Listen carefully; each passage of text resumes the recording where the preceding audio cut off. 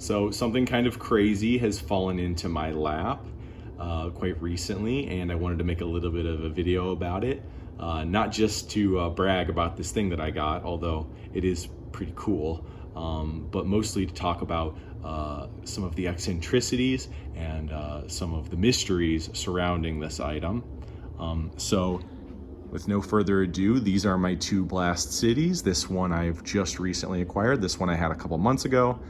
This one is a normal Blast City. I've had ones like it on and off for a while now. This one I've only had for a couple months. I had two, sold one to make room for this one. This one is fairly usual among the Blast Cities I've had in the past.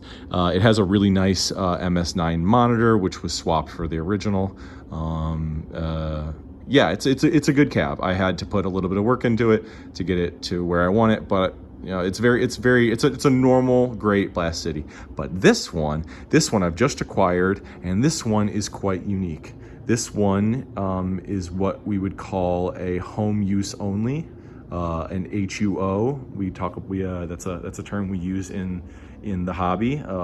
And a home use only is a cabinet that's never been in circulation in arcades before. This cabinet right here has never been in a game center.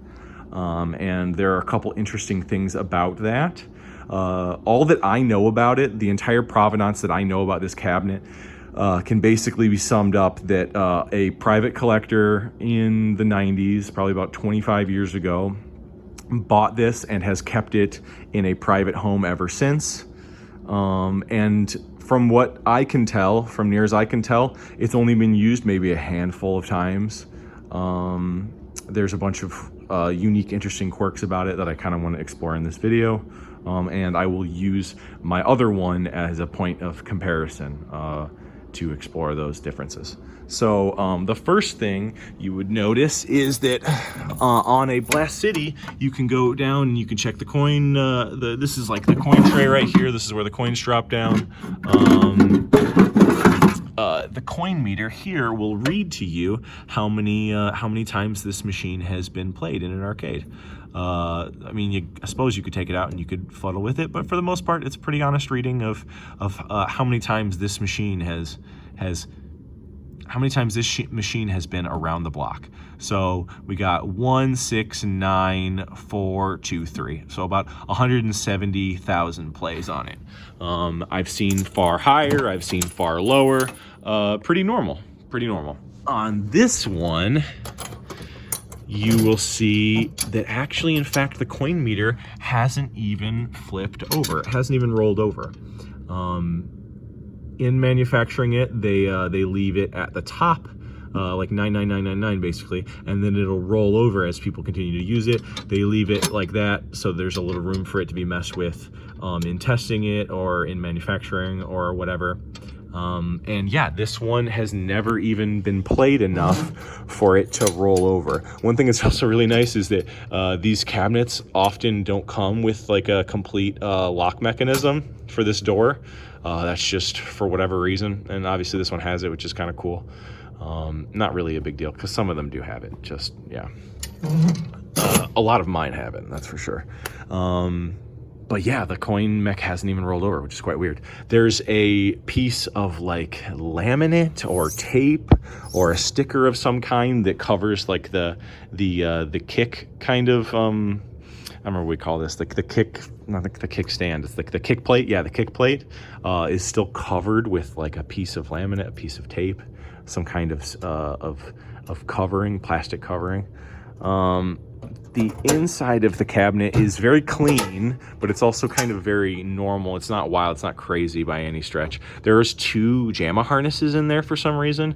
I didn't bother to put my PCB mounting board into the slot because this one's still like craned in there. It's still like screwed in, so I didn't bother to remove the old one to put the new one in. I probably will at some point, but it seemed so nice in there the way it was, so I didn't want to mess with it. It came with a bunch of really interesting information. I don't know if this was like the original piece of paper from the 90s when it was sold. I have no idea. It's got someone's like Honko down here. interesting.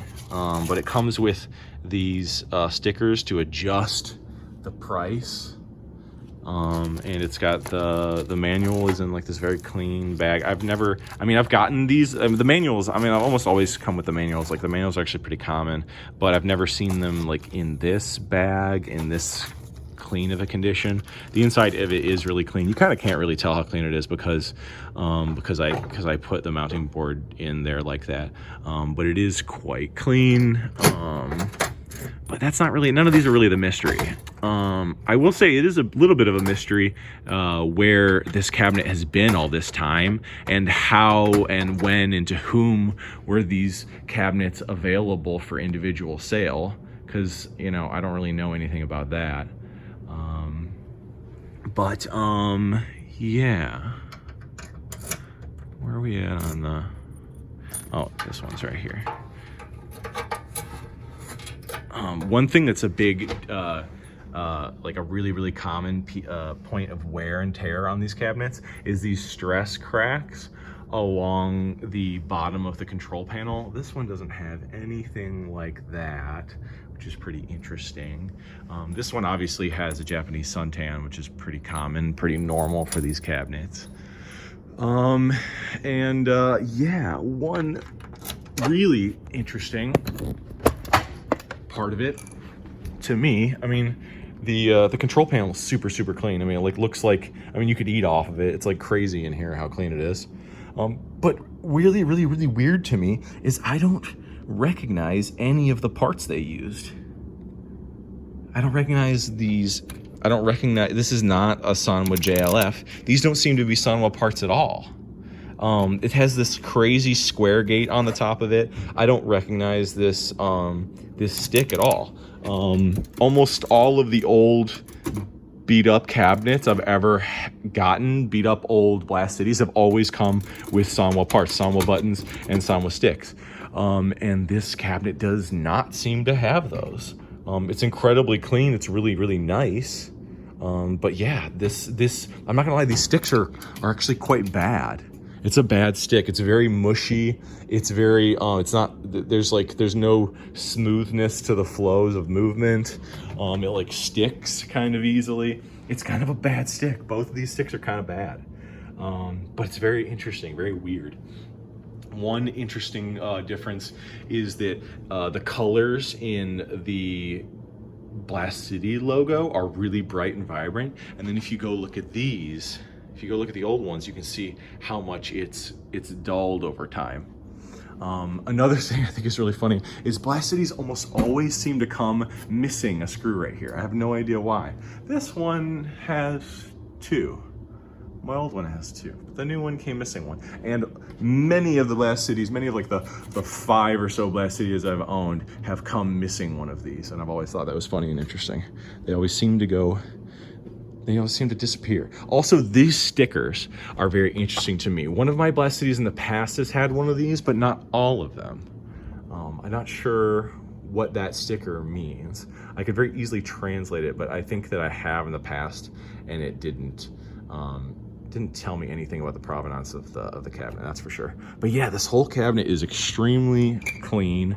And there's just some like weird things about it. Yeah, like the 2 JAMA harnesses in there. I'm not really sure why that is. Why would it have 2 JAMA harnesses? I'm not sure. Doesn't really,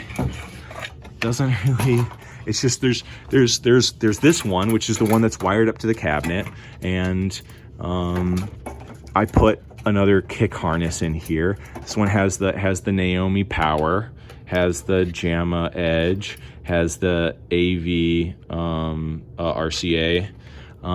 All that's good, but then there's another one that's just back here sitting in here. Why is that here? Why aren't these Sanwa parts? Are they Sega parts? I've never gotten one with those parts in particular before. This stuff, there's all this is just an extra JAMA harness in here. Another weird thing is this one came with like a test board in it. Oh, whoops, wrong key.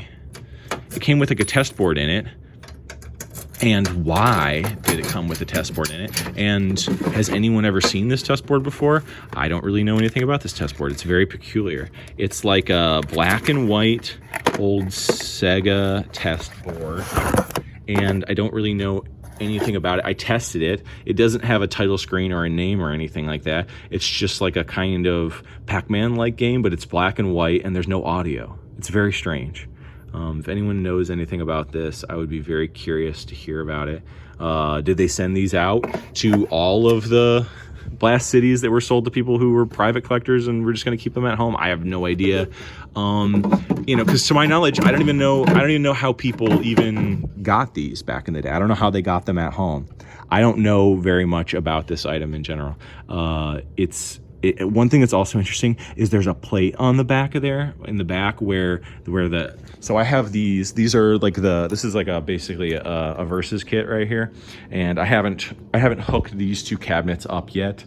I had the two that I had before connected, but I sold one, so that one's gone away, and now I haven't linked these up yet. And where this connects, there's like a plate in the back, but I've never seen that plate before. Those cabinets almost never have that plate. There's a plate right back there where the two cabinets are connected, and I've never seen that before, which is cool. But I don't really know anything about it because I've never had one that had it before.